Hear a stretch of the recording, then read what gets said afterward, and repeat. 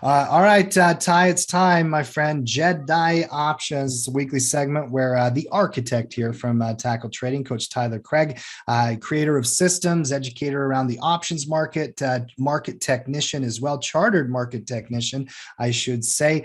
He decides to highlight some segment in the options market and do a teaching segment where he talks about implied volatility or strategies or whatever it might be. Tyler, what do you got planned for us today here? Yeah, so the inspiration for today is this beautiful technical pattern. So I'll give you a technical take, and then we'll go through the options choices.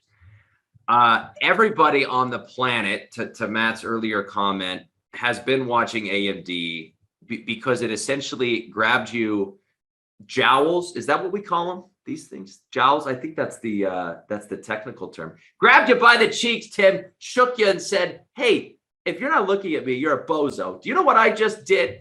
Do you know what I just did? I just broke 100. And by the way, I've been sleeping for a while, right? I've been sleeping. You haven't even had your eyeballs on me because I've been sleeping. And then I'm like, boom, right? Like the good old days. Coming back, baby, coming back. Big breakout, rips 20% in a straight line. And for everybody that's like, oh no, I wasn't paying attention. Like, my bad. Completely missed it. AMD, like, what do you say? You give me a chance, man. Like, once you come back, like, come on back, give me a second chance here, because we know, based on the insane amount of participation on this breakout, based on so that's the volume confirmation, based on the magnitude of the move, based on the number of days it's gone up. This is a legit breakout. If you want to know, like, what is a real breakout look like, this checks every single box there is to check.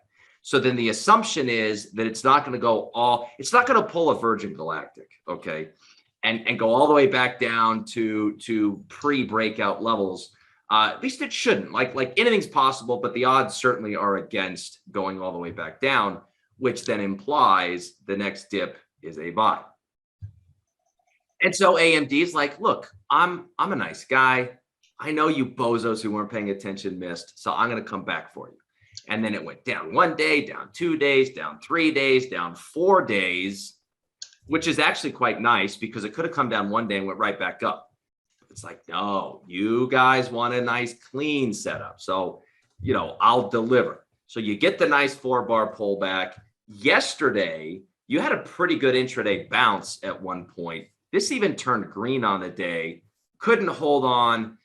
Ended up closing red yesterday, but did have a slowing momentum candle. And then today, trying to make a go for it. And you could say, that's not that convincing of a candle. But look at tech today. Look at semiconductors. This is still exhibiting relative strength versus what else is going on in the space. And it's worth a look. And it's like, look, what? You think you don't play this and then it goes up 4 bars and then you're going to come back to AMD and be like, give me another chance, man. If I was AMD, I'd be like, no, man, I gave you a second chance. You didn't take it. That's your fault. So to kind of the earlier point on Coinbase gave you everything you wanted. If not now, when? AMD is the same thing. It's like, what did you want 5 days ago? You wanted a nice little 4-bar pullback, little reversal candle, nice little bull retracement setup. It gave you exactly what you wanted. Now you're going to look at gift horse in the mouth and be like, nah, I want you to go up 3 bars and make sure you're going up. No, you'll miss the setup. So it is primed. If you were playing the bull retracement, the setup is there. You're getting some confirmation today, which makes us a good candidate for looking at 2 different option trades.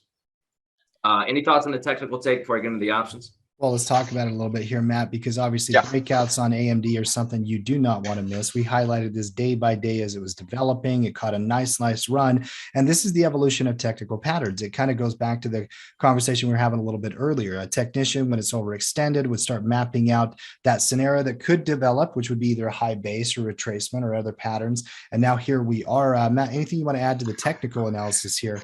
No, technically you're in that zone where, we've labeled it the Goldilocks zone in the past, where you're in that 38 to 50% retracement. You're testing the 9 EMA. You want to see it hold those types of momentum support levels, given the fact that the trend has momentum behind it.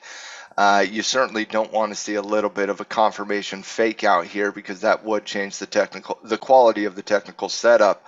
But yeah, I do think people are interested in AMD at this point. The volume is slightly less than the increasing expanding volume during the breakout phase. That's a positive. This is textbook step system mechanics from a bullish retracement perspective.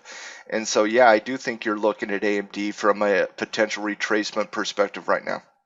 And then you take into account what's happening in the sector. The sector is testing a major support level following a recent breakout. The sector has shown a little bit of relative weakness versus the market, and AMD has shown relative strength against the sector. So you're definitely looking at AMD from a bullish perspective, especially if you're looking at semis in any capacity. Yeah, I agree. And then on the retracement here, what I'm curious and interested about, and I think this is a really good one for Jedi options, Tyler, because for me personally, when I see a breakout, I'm going to be a delta trader most often. I lean on that side of it. I want to have an open risk graph, or at least some kind of way to make money on the upside potential as you're buying higher on strength, right? Retracements, though, I think it leads to analysis that is a little bit more subjective as to what the strategy, the best way to play it would be. And I think you're going to highlight a credit spread versus a debit spread. Is that right? Yeah. So this is where the conversation gets a little bit interesting, because we're all pretty much on the same page. The pattern's sexy, it looks great, blah, blah, blah. How do you play it? And this is where you'll see the phrase options give you options, that you could have two different traders that trade the same pattern, but they do it with two different strategies because of their preference, because one's more aggressive, one's more conservative, one's wants a cash flow play. So the idea here is to compare contrast a more directional play, which in turn or specifically will give you greater potential profit, okay? But it requires AMD to move. Like if AMD just goes sideways for the next month, you're probably not going to be happy you did the directional trade. On the other hand, if it runs back up to 120, this directional trade is going to give you a nice little profit.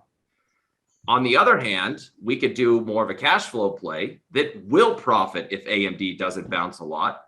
We're going to build a trade. Well, we're going to profit as long as this thing doesn't drop like 15% from here. And so what you discover in the options market is there's a link between three key variables: risk, reward, and probability of profit. If you want to make a lot of money, typically there's a lower probability of profit associated with that. If you want a really high probability of profit, then the accompanying reward, it goes down. So there's this delicate balance, this unbreakable link between these variables where you kind of have to pick and choose. And to do that, you just run the numbers. You build the trade out, you build both trades, you compare, contrast, then you can make a more informed decision, which is what we're going to do here together. So I will start with the credit spread. This is a bull put spread or bull put vertical spread. The concept here is, look, maybe AMD gets messy. You know, Matt mentioned something earlier. Ideally, this doesn't go down anymore. It made the turn. You want it to follow through and remain clean. I don't know though. Maybe this bar. Let me fix that. Maybe this bar is a ruse. Okay. Maybe it's not going to be able to follow through, and it goes back down tomorrow, and it just gets unnecessarily choppy. Sometimes that happens. That's going to frustrate you more with a bull call spread than with a bull put. So the incentive of doing the bull put is, I don't really care if it chops around here. I just don't want it to completely return to the breakout area and then some. So why don't I come out and sell a 92.50 put and buy an 87.50 put and do just a $5 wide bull put spread, which will profit as long as AMD stays above 92.50. And I think pretty much everybody should agree that the odds are favoring AMD staying above 92.50 because of what would be required for this to go back below 92.50. It'd be ugly. So I don't think it's going to happen. So I'm going to go to the trade tab, and I'm going to do this with September monthly options, 37 days out. Why did I anchor on 92.50? Well, it's got a really low delta. Delta is about 12, which gives me a high probability of profit. And I can get at least a 10% return, which is kind of my minimum. So if I sell that 92.50, I'm going to buy the 87.50 to make it a $5 wide spread. Earlier today, this was trading for 50 cents. It's only a penny away, so I'm going to assume we can get 50 cents. Okay. Couldn't go any further than this. This is about as far as you could go. And quite frankly, you could do 95.90 if you wanted to go a little bit closer. So for me, it'd be between those two as the short strike choices, 95, 92.50. I honestly like both of them. I mean, the 95 I think is fine too, because to hit that, you'd have to completely invalidate this breakout and reverse it. Well, and just for the analysis, let's pick one right now. I kind of like the 92.50 personally. You know, Okay. if I'm looking at it, I'll tell you why. Because I don't usually want to let these credit spreads go in the money before I do anything about it. Mhm. And I would let it, it would give me the opportunity to have it test 95, although that's a tight window right there, even at that point. I don't know. What do you guys think? 92.50 or 95, Matt? Do you have a preference on this from a technical perspective? No, not really. I think 95 or 92.5 is perfectly fine from my perspective. Anything underneath 100, I think you're fine Yeah. here. That $100 resistance level that should act as a fairly significant support level, I think you're perfectly fine. Okay. So Ty, and I'm just running numbers on my side. Why don't just build it one way or the other? And I'm going to, because I want to get the ROI numbers and whatnot as Let's do well. the 95.90. Okay. Gotcha. And what was the delta on that 95? It is a delta of 16. Okay. All right, go ahead. Okay, so target, if I sell this for 70 cents, I'd buy it back anywhere less than 20 cents. I want at least 50 bucks. So some people might push this to 5 cents, 10 cents, 15 cents, whatever. I would at least make it get to 20 cents on the profit target. And as far as the stop loss, look, if we got dropped to 95, if that's your short strike, I think that's enough adverse movement to say I was wrong. And the key with these credit spreads is you can't lose too much when you're wrong. You can't let it go in the money and incur max loss. And so short strike at 95 for me would be an acceptable stop loss. Okay. And in terms of the numbers, Tim's calculating these, but essentially you're risking 430 bucks to make 70 bucks. So your ROI is On margin, it's 16.6%. So, okay. So 16% return. yeah. And you have about a 16% probability. So I believe that's 100, Roy. The Royd is 100, 100. Oh, okay. So it's not 2100 like my AMC trade that one time, but 100 is pretty good for Roy. It's pretty good for Roy. So you'd be hard pressed to argue against this one. I like the 100 Royd far more than I like the 2000 Royd. Me too. I just throwing it out there. I know that's weird to say we're not that greedy. Yeah. I know. Okay. So suppose, speaking of greed, you say, look, 16% is great, but I know what AMD just did. And if it does something anywhere close to ripping from 90 to 120, I want to have more upside than 16%. That would be the argument for doing the directional trade, right? So this is going to be just a straight bull call spread. You could buy long calls, but the reality is out of the money calls in AMD are pretty expensive. And you can take advantage of that by selling them against the one that you purchase. So I like something simple like buy the 110 call, sell 120, 125, 130. Honestly, you can take your pick here. What I might do, and I waffle between if I want to do September or October. The October is a little more conservative, gives you a little more time. I'm going to go with that just because if I buy the 110, it's a 50 delta. I could sell. I would not do a $5 spread. That's not enough. You at least, I think, have to do a $10 spread. That puts your delta around 16. If you want more of a 25 net delta, you're going around 125 as your short strike, which I think makes sense. So then you're doing a $15 bull call and you're paying $4. So instead of risking 430 to make 70, now you're risking 4 to make 11, right? So you almost have the potential to make a 300% return versus a 16% return. So complete other end of the spectrum, but the probability, what are the odds we get to 125? About 28%. So this trade has about a 28% probability of profit. Bull put had an 84% probability of profit. But look, you take the lower probability, you're compensated for that. I mean, this is almost giving you a 300% potential return. So really, really good upside if this thing pushes up towards its prior pivot or beyond that to 125. On the option chain for just a couple of seconds. Number one, I thought it was interesting is you're choosing this short strike. The 10 strike window, 110 to 120 would be kind of tight, 16 delta. You highlighted that difference there. If somebody's out there brand new watching that, that's in that delta column. You take the one, subtract the other.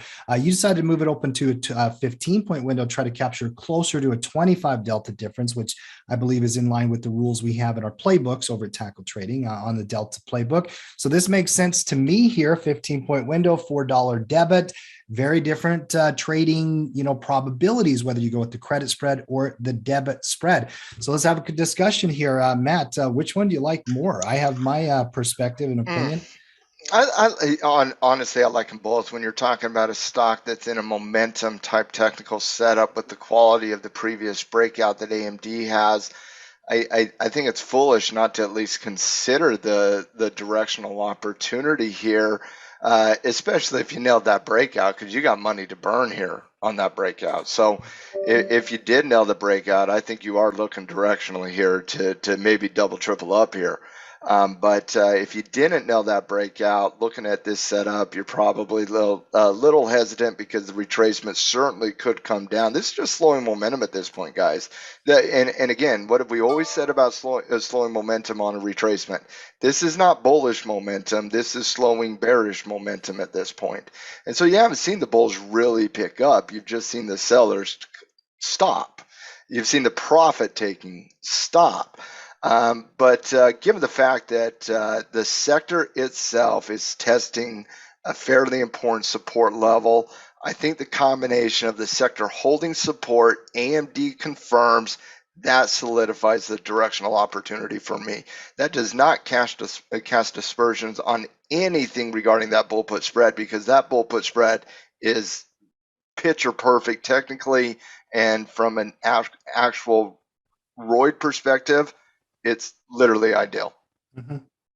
The numbers are good on both. The bull put has great numbers in terms of ROID. Honestly, this is just personal perspective. Both really of them are fantastic. This is dealer's choice, in my opinion, because both of them work out from a rule perspective. Both of them work out from a reward risk probability perspective. It comes down to how you want to play this, and timing, right? Mm-hmm.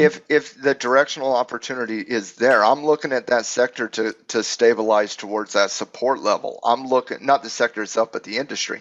I'm looking for AMD to actually confirm here.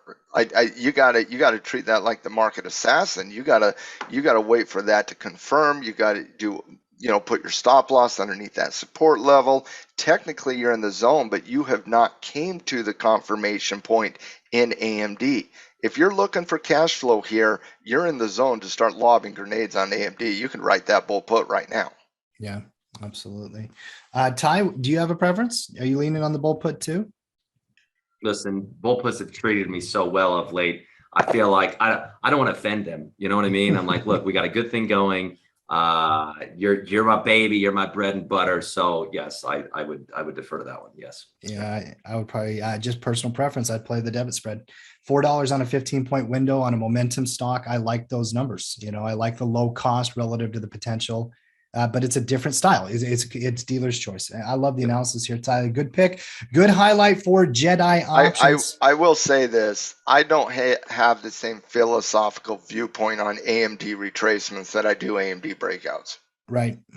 That's important. Don't miss AMD breakouts. AMD retracements can be volatile.